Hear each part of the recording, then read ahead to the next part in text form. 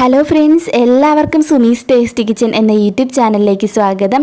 ഇന്ന് നമ്മൾ വന്നിട്ടുള്ളത് ഒരു കുൽഫിയുടെ റെസിപ്പി ആയിട്ടാണ്. നല്ല അടിപൊളി ടേസ്റ്റി ആയിട്ടുള്ള ഒരു കുൽഫിയാണ്. തീർച്ചയായിട്ടും ഉണ്ടാക്കി നോക്കണം.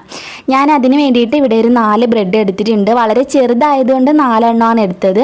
ഇനി വലിയ ബ്രെഡ് ആണെങ്കിൽ 3 എണ്ണം എടുത്താലും മതി. സൈഡൊക്കെ കട്ട് ചെയ്തിട്ട് വേണം മിക്സിയുടെ ജാറിലേക്ക് ഇടാൻ വേണ്ടിയിട്ട്.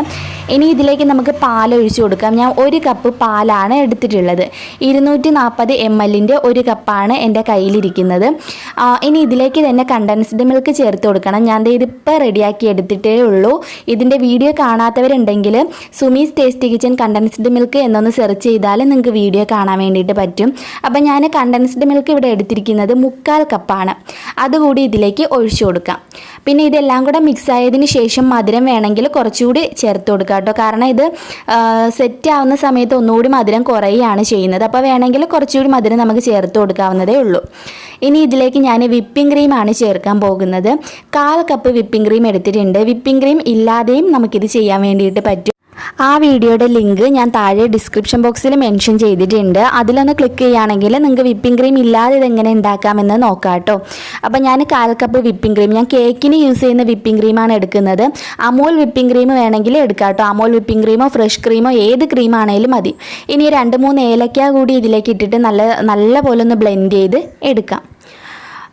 അപ്പോൾ ഞാനത് നല്ല സ്മൂത്തായിട്ട് ബ്ലെൻഡ് ചെയ്യുകയാണ്. പിന്നെ ഏലക്ക ഇതിൽ നന്നായിട്ട് അങ്ങോട്ട് ചേരുന്നില്ല. അപ്പോൾ ആദ്യം ചെയ്യേണ്ടത് ബ്രെഡും ഏലക്കയും കൂടി ഒന്ന് പൊടിക്കുക കേട്ടോ. അപ്പോൾ ഏലക്ക പെട്ടെന്ന് നന്നായിട്ട് പൊടിഞ്ഞ് കിട്ടും. പഞ്ചസാര ചേർക്കുന്നുണ്ടെങ്കിൽ ഏലക്കയും പഞ്ചസാരയും ബ്രെഡും കൂടി ഫസ്റ്റിലെ പൊടിച്ചിട്ട് ബാക്കിയെല്ലാം ചേർത്തിട്ട് ഒന്ന് ബ്ലെൻഡ് ചെയ്തെടുത്താലും മതിയാവും. അപ്പോൾ ഞാൻ കുറച്ചുകൂടി മധുരം ചേർത്തിട്ടുണ്ടായിരുന്നു, കാരണം മധുരം കുറവായിരുന്നു. അപ്പോൾ അത് മറക്കാതെ ഒന്ന് ചേർത്ത് കൊടുക്കാം. ഇനി നമുക്കിത് ഓവർനൈറ്റ് സെറ്റ് ചെയ്യാൻ വേണ്ടിയിട്ട് ഫ്രീസറിലോട്ട് വെക്കാം. ഒരു രാത്രി ഫുള്ള് ഞാൻ ഫ്രീസറിൽ വെച്ച് സെറ്റ് ചെയ്യും. അപ്പോഴാണെങ്കിൽ നന്നായിട്ട് സെറ്റായി കിട്ടുകയും ചെയ്യും. അപ്പോൾ അതേ നന്നായിട്ട് ഇവിടെ സെറ്റായിട്ട് വന്നിട്ടുണ്ട്.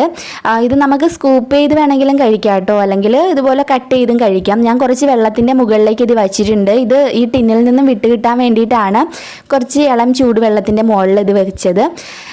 എന്നിട്ട് നമുക്കിത് ഇതുപോലെ കട്ട് ചെയ്ത് സെർവ് ചെയ്യാവുന്നതേ ഉള്ളൂ. നല്ല അടിപൊളി ടേസ്റ്റ് ആട്ടോ. ഒരു തവണയെങ്കിലും ഒന്ന് ട്രൈ ചെയ്ത് നോക്കണം. തീർച്ചയായിട്ടും നിങ്ങൾക്ക് എല്ലാവർക്കും വീഡിയോ ഇഷ്ടമായെന്ന് കരുതുകയാണ്. കുറച്ച് പിസ്തയും അതുപോലെ ബദാമും ഞാൻ ചോപ്പ് ചെയ്തെടുത്തിട്ടുണ്ടായിരുന്നു. അതുകൂടി ഇട്ടൊന്ന് ഡെക്കറേറ്റ് ചെയ്തെടുക്കാം. വീഡിയോ ഇഷ്ടമായിട്ടുണ്ടെങ്കിൽ തീർച്ചയായിട്ടും ഒന്ന് ലൈക്ക് ചെയ്യാൻ വേണ്ടിയിട്ട് ആരും മറക്കല്ലേ. താഴെ കാണുന്ന ആ ലൈക്ക് ബട്ടണിൽ ഒന്ന് പ്രസ് ചെയ്തിട്ട് ലൈക്ക് ചെയ്യുക. അതുപോലെ നിങ്ങളുടെ ഫ്രണ്ട്സ് ആൻഡ് ഫാമിലിക്കൊക്കെ ഈ വീഡിയോ ഷെയർ ചെയ്ത് കൊടുക്കുക. പിന്നെ ഇതുവരെയും ഈ ഒരു ചാനൽ സബ്സ്ക്രൈബ് ചെയ്യാത്ത ഏതെങ്കിലും കൂട്ടുകാരുണ്ടെങ്കിൽ ഒന്ന് വേഗം പ്ലീസ് സബ്സ്ക്രൈബ് ചെയ്യണേ. സബ്സ്ക്രൈബ് ചെയ്യുമ്പോൾ കൂടെ ഒരു കുഞ്ഞു ബെല്ലൈക്കൺ വരും. അതിൽ ക്ലിക്ക് ചെയ്ത് ഓൾ എന്ന ഓപ്ഷനിലാക്കിയാൽ ഞാൻ ഇതുപോലെ വീഡിയോസ് ഇടുന്ന സമയത്ത് നിങ്ങൾക്കതൊരു നോട്ടിഫിക്കേഷനായിട്ട് കിട്ടുന്നതായിരിക്കും. നല്ല ക്രീമി ആയിട്ടുള്ള അടിപൊളി കുൽഫിയാണ്. ഒരു രക്ഷയില്ല, അത്ര ടേസ്റ്റി ആയിട്ടുണ്ട്. ഉറപ്പായിട്ടും ട്രൈ ചെയ്യുക.